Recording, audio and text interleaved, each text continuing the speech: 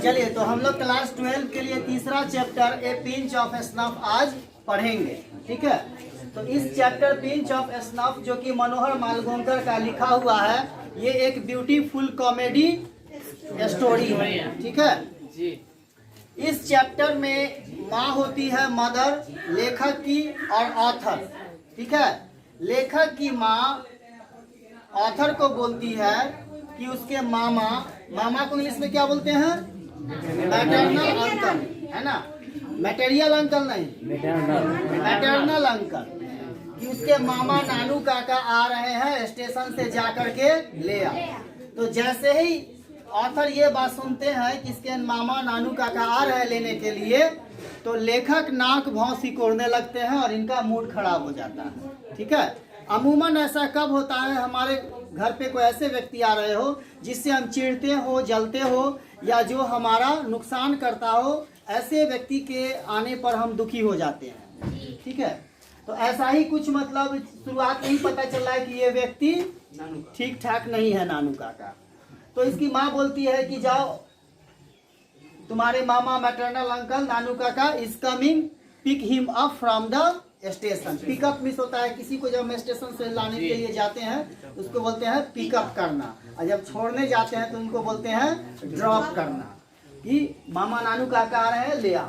तो लेखक कहाँ चले जाते हैं? स्टेशन पे चले जाते हैं नानू काका को लाने के लिए। अब स्टेशन पे ट्रेन आती है और ऑथर इनको लेने के लिए खड़े होते हैं। ये उतरते हैं, तो ये जो आते हैं, ये कहाँ आते हैं? स्टेशन पर सेकेंड क्लास में। सेकेंड क्लास टिकट होता है जी कटने का, उसमें आते हैं।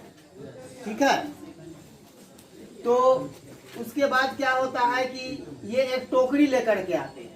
क्या लेकर आते हैं? एक बास्केट लेके आते हैं। ठीक है, बास्केट बंद रहता है, ये बास्केट बंद रहता है, और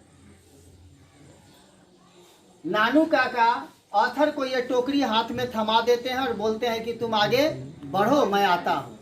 इसी बीच क्या होता है कि ऑथर एक मोटी महिला से टकरा जाता है रास्ते में, और जैसे ही टकराता है तो इस टोकरी में हलचल होती है, और उसमें से म्याऊ म्याऊ कैट साउंड, बिल्ली की आवाज आती है ना। हियर मीन्स एक वर्ड होता है सुनना। तो author hears the cat's sound, ये लाइन आएगा उसमें, है ना। Authors hears the cat sound म्याऊ म्याऊ फ्रॉम द बास्केट। टकराना के इंग्लिश क्या लिखा थे? कोलाइड लिखा थे ना। तो इसको इंग्लिश में क्या लिखेंगे कि author collides with a fat lady and hears the sound म्याऊ म्याऊ, है ना, फ्रॉम द बास्केट। टोकरी से बिल्ली के बच्चे की आवाज सुनता है लेखक। तो ये बहुत ही फनी किस्म का उस समय का सीन होता है। उसके बाद ये लोग घर चले जाते हैं। तो लेखिका की माँ तरह तरह के पकवान बनाती है, खाना। और नानू काका और लेखक के माँ के बीच क्या रिलेशन होगा? भाई बहन, तभी ना उसका मामा लगा जी। तो उसके बाद ये क्या करते हैं, इसकी माँ नानू काका को ऑथर के कमरा में, रूम में इंस्टॉल करती है। इंस्टॉल मीन्स लिखा है ना। मदर्स इंस्टॉल्स नानू काका इन ऑथर्स रूम। ऑथर के बेडरूम में नानू काका को सुला देती है, जिसके कारण ऑथर को, लेखक को बैक बरांडा में, पिछले बरांडा में सोना पड़ता है।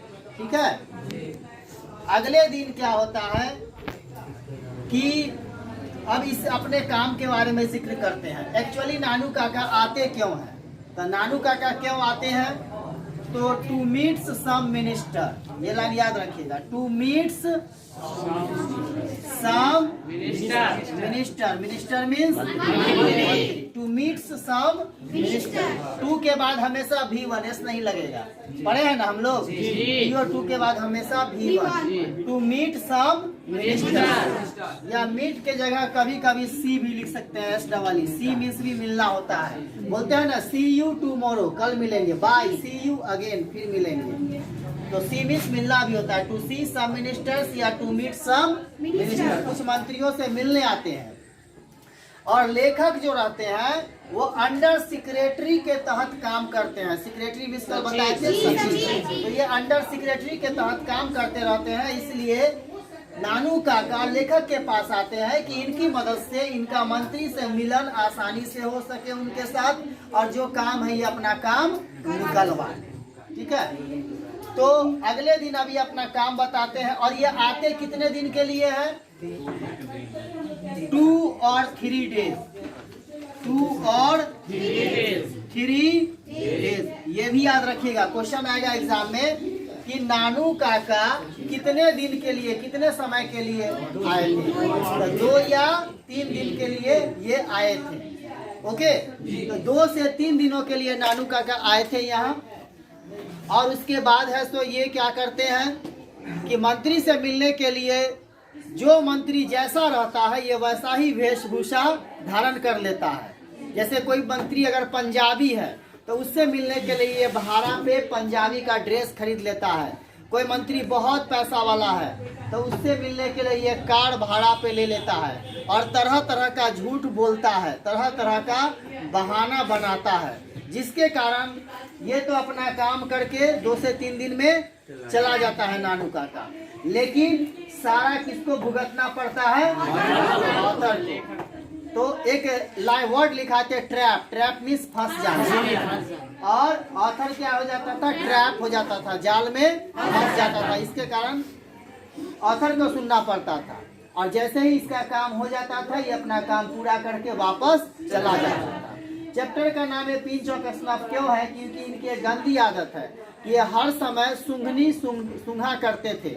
एक तंबाकू से बना हुआ पाउडर होता है, और खैनी भी कह सकते हैं अपने भाषा में, तो जिसके कारण इनको बहुत एलर्जी होता है, चीड़ बढ़ता है, और पूरे स्टोरी में ये चीज़ लगातार चलता रहता है, जो कि बहुत ही फनी और मजाकिया होता है। इसलिए इस चैप्टर को एक ब्यूटीफुल कॉमेडी ड्रामा कहा गया है। इसमें कोई विशेष स्टोरी नहीं है, कॉमेडी है। बस वो आते हैं मिलने के लिए मंत्रियों से, और मंत्रियों से मिलने के लिए तरह तरह के षड्यंत्र रचते हैं नानू काका, जिसके कारण ऑथर को परेशानी होती है, और ये सारा सीन कॉमेडी जैसा होता है। ओके, तो ये स्टोरी है, इसी को हम लोग अब समरी में लिखेंगे। ठीक है, तो समरी में लिखेंगे इसको।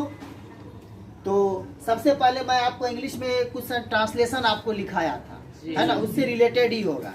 तो जैसे मैं आपको समझा दूं,